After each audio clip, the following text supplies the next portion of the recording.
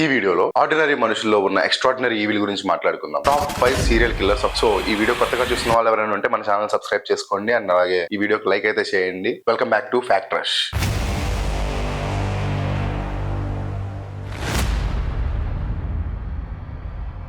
ఇంకా లేట్ ఎందుకు వీడియోలోకి వెళ్ళిపోదామా? Let's get started. The silent monster. Long island New York లో గిల్గో బీచ్ దగ్గర 2010 నుంచి చాలా డెడ్ బాడీస్ దొరికాయి. పోలీసులకి ఏం అర్థం కాలేదు. బట్ 13 years తర్వాత ఒక ఆర్కిటెక్చర్ ఫర్మ్ ఓనర్ ని అరెస్ట్ చేశారు. అతనే రెక్స్ హ్యూర్మ్యాన్.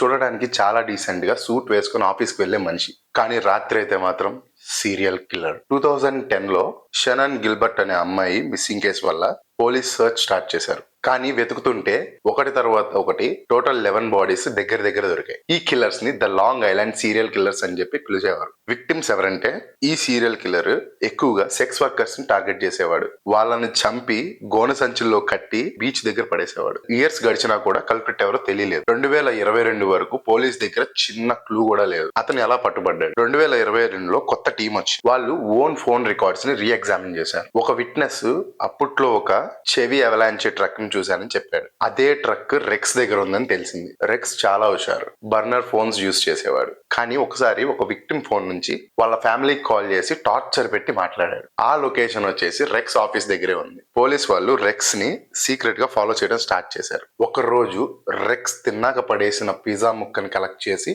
డిఎన్ఏ టెస్ట్ చేశారు. ఆ డిఎన్ఏ విక్టిమ్ బాడీ మీద దొరికిన హెయిర్ డిఎన్ఏతో 99.9% మ్యాచ్ అయింది. The dark secret life of rex. Rex ఇంట్లో 200+ గన్స్ దొరికాయి. అతను చాలా వియర్డ్ థింగ్స్ అయితే సెర్చ్ చేసేవాడు ఇంటర్నెట్ లో. వాళ్ళ వైఫ్ అండ్ కిడ్స్ ఊరు వెళ్ళినప్పుడు మాత్రమే ఈ మర్డర్స్ అయితే చేసేవాడు. ఇంట్లో వాళ్ళకు కూడా డౌట్ రాలేదంటే అతను ఎంత యాక్టింగ్ చేసి ఉంటాడో చూడండి. నైబర్స్ అందరూ హీ వాజ్ ఎ క్వైట్ గా అని చెప్పి షాక్ అయ్యారు. కంక్లూజన్ ఏంటంటే జస్టిస్ డిలే అయింది. రెక్స్ హ్యూర్మ్యాన్ ని జూలై 2023లో అరెస్ట్ చేశారు. ఇప్పుడు ట్రయల్ నడుస్తుంది. చాలా మంది సీరియల్ కిల్లర్స్ మన మధ్యనే నార్మల్ గా తిరుగుతుంటారని చెప్పి ఈ కేసు ఒక ప్రూఫ్. ఫైనలీ 13 years తర్వాత ఆ విక్టిమ్స్ ఫ్యామిలీస్ కి న్యాయం దొరుకుతుందని ఆశిస్తున్నాం. Stay safe and stay alert. Next వచ్చేసి ద మాస్టర్ ఆఫ్ డిస్గైస్. మనం చాలా మంది సీరియల్ కిల్లర్స్ గురించి విన్నాం, కానీ మన సౌత్ ఇండియాలో ఎస్పెషల్లీ తెలుగు స్టేట్స్ అండ్ కర్ణాటకలో ఒక కిల్లర్ ఉన్నాడు.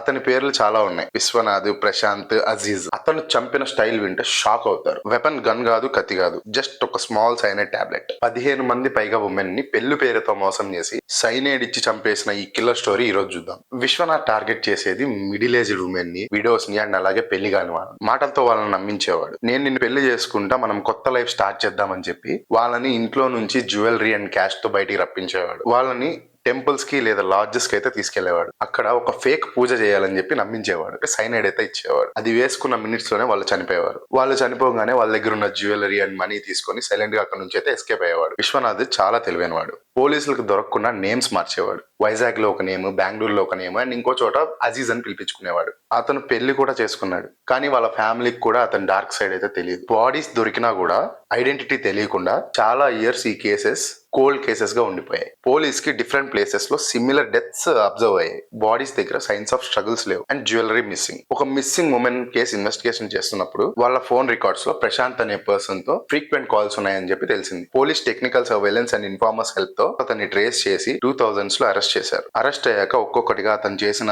మర్డర్స్ అన్ని బయటకు వచ్చాయి. అతని దగ్గర సైనైడ్ పౌడర్ అండ్ టాబ్లెట్స్ అయితే దొరికాయి. విశ్వనాథ్ కి court life imprisonment and death penalty అయితే విధించారు. ఈ కేసు మనకి ఏం నేర్పిస్తుంది అంటే నమ్మకానికి ఉన్న పవర్ ని కొంతమంది ఎలా వాడుకుంటారో చూడండి. ఒక స్ట్రేంజర్ ఎంత బాగా మాట్లాడినా పెళ్లి ఆర్ మనీ పేరుతో తొందరపడి స్టెప్ అయితే వేయకండి. The silent shadow. ఇప్పుడు మనం మాట్లాడుకోబోయే కేసు ఒక రియల్ లైఫ్ హారర్ మూవీలో ఉంది. ఈ కిల్లర్ గురించి వింటే మీరు రాత్రిపూట బయటికి వెళ్లాలన్న భయం వేస్తుంది. అతనే అజయ్ లాంబా.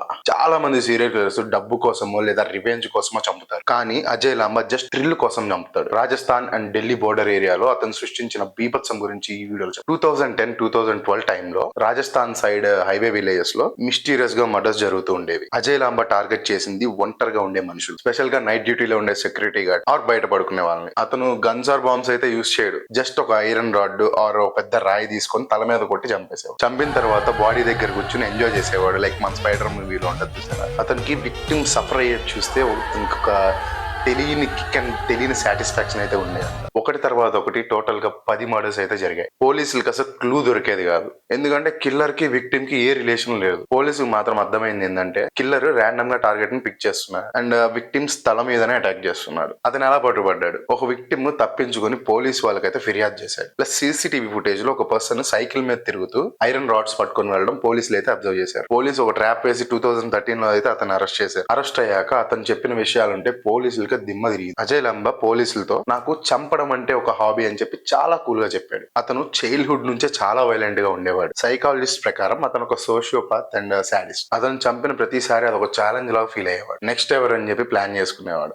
కంక్లూజన్ ఏంటంటే అజయ్ లాంబాకి కోర్టు లైఫ్ ఇంప్రిజన్మెంట్ అయితే ఇచ్చింది. అతను ఇప్పుడు జైల్లో ఉన్నాడు. ఇలాంటి కిల్లర్స్ వల్ల మనకు అర్థమయ్యేది ఒకటే, ప్రపంచం మనం అనుకున్నంత సేఫ్ కాదు. ఎప్పుడైనా రాత్రి బయట ఉన్నప్పుడు అలర్ట్ గా అయితే ఉంది. మీకు ఈ స్టోరీ విన్నాక ఏమనిపిస్తుందో కమెంట్ చేయండి. ఇప్పుడు చెప్పబోయే కేసు విన్నాక మీరు ఖచ్చితంగా అయితే షాక్ అవుతారు. ఇది చాలా రీసెంట్ గా జూలై 2024 లో బయటకు వచ్చి కెన్యా కంట్రీలో నైరోబి అన్ సిటీ దగ్గర ఒక క్వేర్ అనే డంప్ యార్డ్ లో ఒకటి తర్వాత ఒకటి డెడ్ బాడీస్ అయితే దొరికాయి. అది కూడా సాక్స్ లో పెట్టి పడేశారు. ఇది చూసిన జనాలు పోలీసులు షేక్ అయ్యారు. ఈ మర్డర్స్ వెనకాల ఉన్న మనిషి పేరు కొలిన్స్ కలుషా. అతను చేసిన పనులు చూస్తే మనిషి అని కూడా అనుకోరు. Let's get into the details. నైరోబిలో ఒక అబాండన్డ్ క్వారీ చెత్త కుప్పలాగా మారింది. లోకల్ జనాలు వెతుకుతుంటే బ్యాగ్స్ లో ఉన్న బాడీస్ ని చూశారు. షాకింగ్ విషయం ఏంటంటే 9 పైగా బాడీలు దొరికాయి. అవన్నీ ఉమెన్ వే. వాళ్ళని చాలా దారుణంగా చంపి పీసెస్ గా కట్ చేసి సాక్స్ లో పెట్టి డంప్ యార్డ్ లో అయితే పడేశాడు. ఈ ఇన్సిడెంట్ బయటికి రావడంతో అక్కడున్న జనాలు పోలీస్ స్టేషన్ అయితే సరౌండ్ చేశారు. పోలీసులకు ప్రెషర్ అయితే పెరిగింది. ఈ సైకో ఎవరో వెంటనే పట్టుకోవాలని చెప్పి హంట్ అయితే స్టార్ట్ చేశారు. పోలీసులకి ఒక విక్టిమ్ దగ్గర కీ లీడ్ అయితే దొరికింది. ఆ mobile transaction records and signals ని ఫాలో చేస్తే అయితే వెళ్లారు. కొలిన్స్ కలుషా ఒక బార్ లో కూర్చొని ఫుట్బాల్ మ్యాచ్ చూస్తున్నప్పుడు పోలీసులు అతన్ని క్యాప్చర్ చేశారు. అతను ఉన్న రెంట్ రూమ్ కి వెళ్లి చూస్తే పోలీసులు షాక్ అయ్యారు. అక్కడ విక్టిమ్ దగ్గర ఉన్న క్లోత్స్,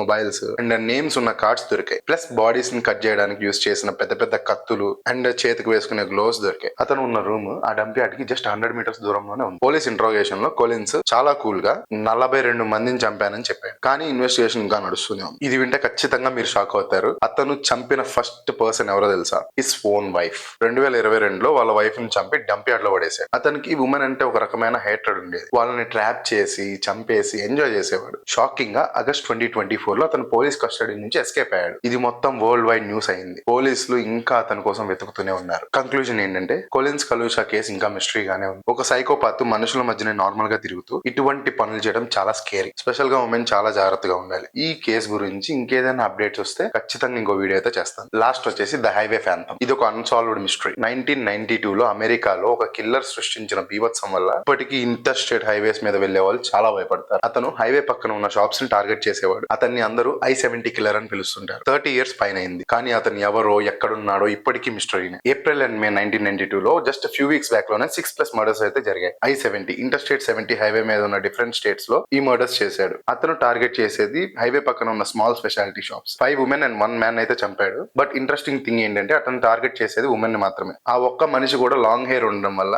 కిల్లర్ ఉమెన్ అనుకుని అటాక్ చేస్తాడని చెప్పి పోలీస్ థియరీ. అతను ఒక .22 క్యాలిబర్ పిస్టల్ యూజ్ చేసేవాడు. విక్టిమ్స్ తల వెనక షూట్ చేసి సైలెంట్ గా వెళ్ళిపోయేవాడు. షాప్స్ నుంచి చాలా తక్కువ డబ్బులు తీసుకునేవాడు. సో పోలీసులకు అర్థమైంది ఏంటంటే అతని మెయిన్ గోల్ డబ్బు కాదు, మర్డర్స్ మాత్రమే. ఫోరెన్సిక్ ఎక్స్పర్ట్స్ కి బుల్లెట్స్ పైన ఒక యూనిక్ మార్క్ దొరికింది. ఆ గన్ చాలా రేర్ మోడల్. ఇద్దరు విక్టిమ్స్ అయితే తప్పించుకున్నారు. వాళ్ళైతే కిల్లర్ ని చూసామని చెప్తున్నారు. వాళ్ళు చెప్పిన డిస్క్రిప్షన్ ప్రకారం రెడ్ హెయిర్, థిన్ పర్సనాలిటీ అని చాలా కామ్ గా మాట్లాడతాడు. పోలీసులు ఒక స్కెచ్ రిలీజ్ చేశారు. కానీ థౌసండ్స్ ఆఫ్ కాల్స్ వచ్చినా ఎవరు కరెక్ట్ గా మ్యాచ్ అవ్వలేదు. అతను ఇంతవరకు ఎందుకు ఎవరు పట్టుకోలేదు. అతను ఇంటర్ స్టేట్ బోర్డర్స్ క్రాస్ చేసి మర్డర్స్ చేయడం వల్ల ఒక స్టేట్ పోలీస్ కి ఇంకో స్టేట్ పోలీస్ కి కోఆర్డినేషన్ మిస్ అయ్యి కేసు స్లో అయింది. మే 1992 తర్వాత సడన్లీ ఈ మర్డర్స్ అన్ని ఆగిపోయాయి. దీనికి 3 థియరీస్ ఉన్నాయి. అతను ఇంకో క్రైమ్ లో అరెస్ట్ అయ్యి జైలుకు వెళ్ళి ఉండొచ్చు, లేదా అతను చనిపోయి ఉండొచ్చు, లేదా తను ఇంకా బయటే తిరుగుతూ తన ఐడెంటిటీ మార్చుకొని కూడా ఉండొచ్చు. రీసెంట్ గా DNA టెక్నాలజీతో ఓల్డ్ కేసెస్ ని సాల్వ్ చేస్తున్నారు. సో ఈ కిల్లర్ కి కూడా టైం దగ్గర పడిందని చెప్పి ఎక్స్పర్ట్స్ అంటున్నారు. కంక్లూజన్ ఏంటంటే I-70 కిల్లర్ ఇప్పటికీ అమెరికాస్ మోస్ట్ వాంటెడ్ లిస్ట్ లో ఒకడు. ఈ కేసు వల్ల హైవే సేఫ్టీ రూల్స్ మొత్తం మారిపోయాయి. ఇంత దారుణంగా చంపి ఏ క్లూ వదలకుండా తప్పించుకోవడం అనేది